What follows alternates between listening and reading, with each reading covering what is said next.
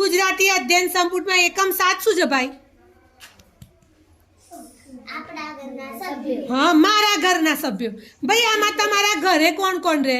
જો ભાઈ મારા ઘરે રહેતા હોય એટલા જ બાજુવાળાના ઘરે હોય. મારા ઘરે બા દાદા હોય, કાકા કાકી હોય, તો કોકના ઘરે 4 સભ્યો હોય, કોકના ઘરે 5 સભ્યો હોય. ચલો જીનલબેન, તમારા ઘરે કોણ કોણ રહે ભાઈ? મમ્મી, પપ્પા, બહેન, ભાઈ, દાદી, દાદા. કુલ કેટલા છે તે ગણા તો બેટા? 6. હે ને, વેરી ગુડ. ચલો કિશુ, તારા ઘરે કોણ કોણ રહે છે?